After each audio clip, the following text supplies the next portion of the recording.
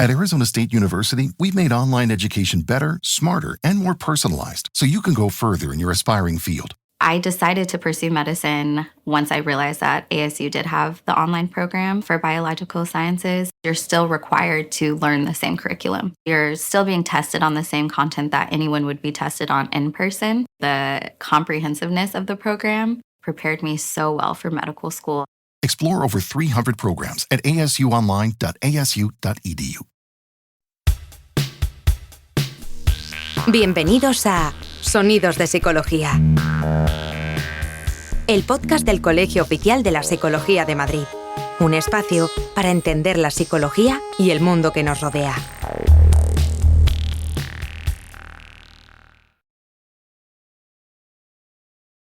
Hoy en Sonidos de Psicología y dentro del proyecto Hablemos de Sexualidad con el Colegio Oficial de la Psicología de Madrid tenemos la colaboración de Catalina Perazo Aragoneses, doctora en Derecho en el Programa de Migraciones Internacionales y Cooperación al Desarrollo de la Universidad Pontificia de Comillas en Madrid y que entró a formar parte del equipo de Save the Children en 2014 como analista jurídico y ahora mismo y desde 2019 es directora de Incidencia Social y Política y viene a hablarnos del abuso sexual infantil en España. El abuso sexual a la infancia es una forma de violencia que consiste en la imposición por parte de un adulto o de otro niño, niña o adolescente de una actividad de carácter sexual a un niño o niña aprovechando la desigualdad de poder para obtener una satisfacción sexual. Las normas españolas establecen que el consentimiento sexual de los niños y niñas no es válido cuando hablamos de relaciones con personas que les superan en edad o madurez. Entre las razones para ello encontramos la falta de capacidad para comprender un comportamiento sexual o detenerlo. El abuso sexual puede englobar diversas conductas y actos sexuales y tienen consecuencias emocionales, sexuales y sociales a corto y a largo plazo para las víctimas. El tipo de abuso, quién lo comete, así como la respuesta del entorno al mismo puede determinar el grado de sus consecuencias en la víctima. Además, debemos tener en cuenta las diferencias de género en el abuso sexual, ya que, como contaré que muestran los datos, la mayoría de las víctimas de abuso sexual infantil siguen siendo niñas y chicas adolescentes.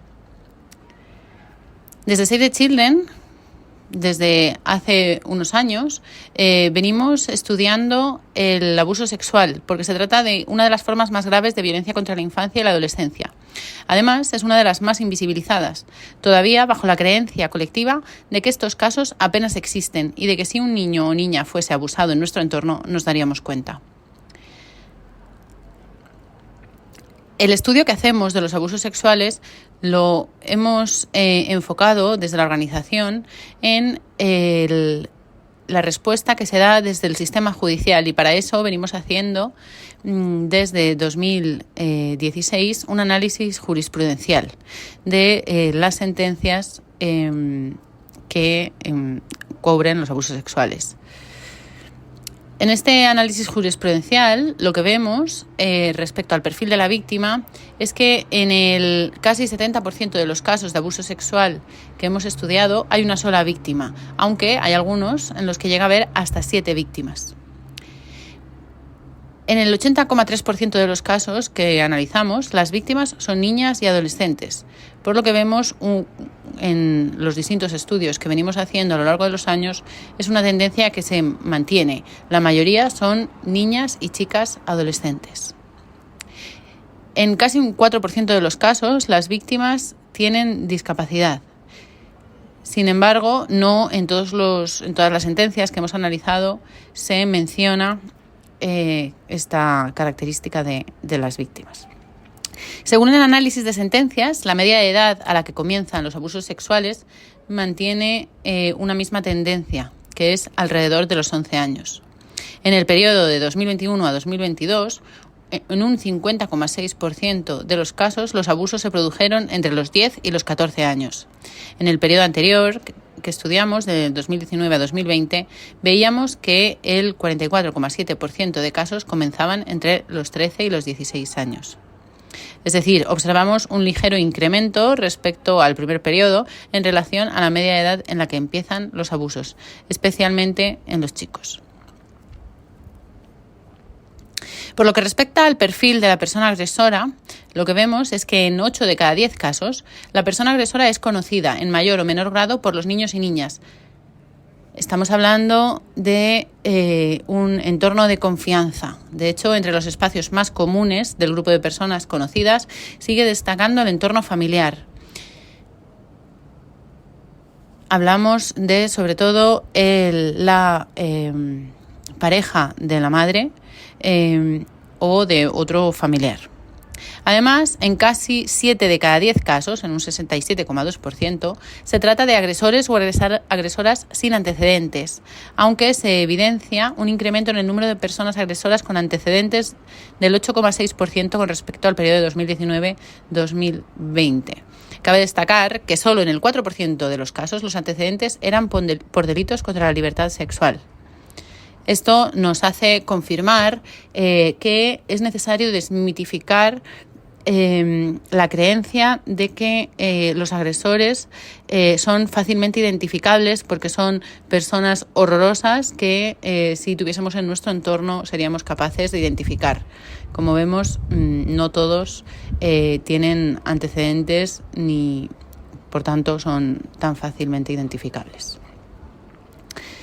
Una de las razones por las que analizamos la respuesta del sistema judicial es el por qué el sistema revictimiza a los niños y niñas, que luego veremos en los datos de nuestro análisis. Antes querría rescatar esos falsos mitos que vemos, ¿no?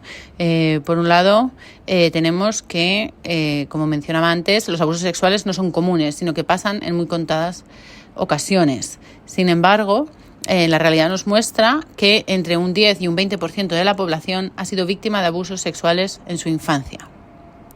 El otro, también ya mencionado, es que quienes los cometen están locos o son unos monstruos. Sin embargo, no existe un perfil psicológico del abusador sexual. Nadie diría a simple vista que son monstruos o que tengan ningún tipo de enfermedad mental. Si ocurriera a un niño o una niña cercanos, nos enteraríamos. Sin embargo, los abusos sexuales no son tan fáciles de detectar ni revelar. El secreto es el poderoso pegamento que une en muchos casos a abusados y abusadores.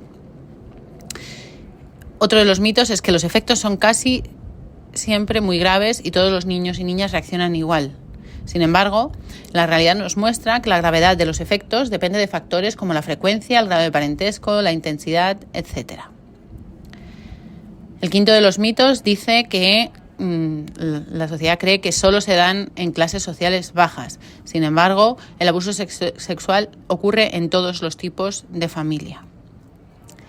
Los agresores sexuales son desconocidos, tendemos a pensar. Sin embargo, como hemos visto, 7 de cada 10 casos, en 8 de cada 10 casos, la persona agresora es una persona conocida.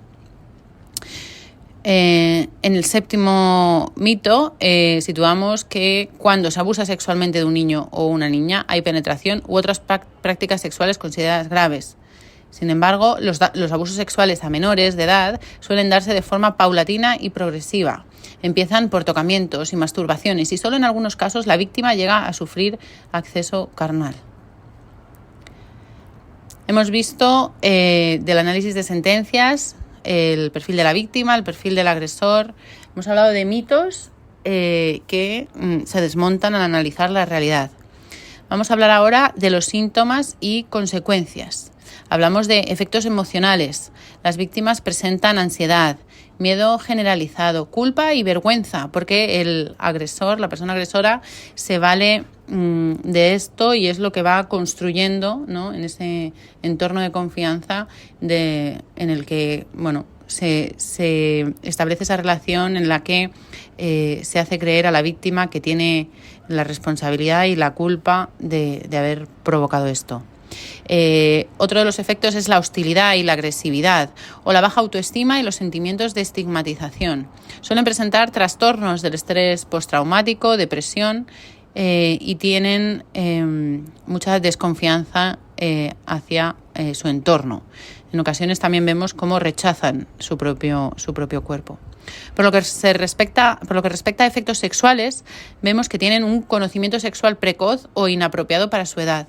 Tienen conductas exhibicionistas o promiscuidad. También excesiva curiosidad sexual o problemas de identidad sexual e incluso presentan casos de masturbación compulsiva. Por lo que respecta a los efectos sociales, vemos que muestran retraimiento social, déficit en habilidades sociales y conductas antisociales. Cuando acudimos a ver cómo responde el sistema judicial, lo que vemos es que casi la mitad de las denuncias tienen como víctima a un niño, niña o adolescente. Estamos hablando de los datos del Ministerio del Interior de denuncias por delitos contra la libertad sexual. Es decir, los niños y niñas son víctimas de una de las peores formas de violencia en un porcentaje de casi el 50%. Debemos tener en cuenta además que estos datos son solo la punta del iceberg, ya que se estima que solo el 15% de los casos de abuso sexual llegan a denunciarse. Algunos de los principales hallazgos del proceso judicial, lo que vemos es que en la mayoría de los casos la madre y la víctima son quienes inician el proceso. Vemos también que el 24% de los procesos judiciales duraron entre 2 y 3 años. Vemos un aumento de la duración del proceso respecto al periodo anterior. Una de las cuestiones que más nos preocupa es que se lleva a cabo la exploración previa al juicio ante distintos profesionales hasta 3 veces. Es decir, los niños y niñas que han sido víctimas de abusos sexuales llegan a declarar antes del juicio hasta 3 veces, en policía, fiscalía y en el juzgado. Esto tiene un impacto negativo, sobre todo si tenemos en cuenta que el testimonio del niño o de la niña suele ser la única prueba en los casos de abuso sexual y se ve perjudicada por tener que repetirla en distintas ocasiones y no siempre con una metodología o por un profesional especializado, sin hablar de cómo esto supone una revictimización haciendo que el niño o la niña tenga que volver a vivir la violencia sufrida una y otra vez. En este sentido, lo que defendemos desde Save the Children y que ya recoge la Ley Orgánica de Protección Integral frente a todas las formas de violencia que se aprobó en 2021 es la necesidad de una justicia especializada y una fiscalía que cuente con una especialización en violencia contra la infancia. Es decir, de la misma manera que existen una jurisdicción especializada en violencia de género, en este caso consideramos, tal y como recomiendan las Naciones Unidas, que haya profesionales, jueces, fiscales especializados en este tipo de violencia. Uno de los puntos clave es la preconstitución de la prueba para que el niño o la niña no se vea revictimizada. Esta especialización de la justicia, que está actualmente en revisión para ser legislada y que es una de las cuestiones que quedan pendientes de esta ley orgánica, tiene como ejemplo y buena práctica el modelo Barnahus, que es un modelo islandés y que se está empezando a extender por España con pilotos en Cataluña y en otras comunidades autónomas. Esperamos que hayas disfrutado de nuestro podcast. Puedes acceder a todos los contenidos a través de iVoox, Spotify, Apple Podcast, Google Podcast, canal YouTube y en la web del Colegio Oficial de la Psicología de Madrid. Te esperamos en el próximo episodio de Sonidos de Psicología. At Arizona State University, we're bringing world-class education from our globally acclaimed faculty to you. Ranked #1 in innovation for 10 consecutive years and #2 among public universities for employability, ASU isn't just ahead of the curve, it's creating new paths to success. Earn your degree from the nation's most innovative university. Online, That's a degree better. Explore more than 300 undergraduate, graduate, and certificate programs at asuonline.asu.edu.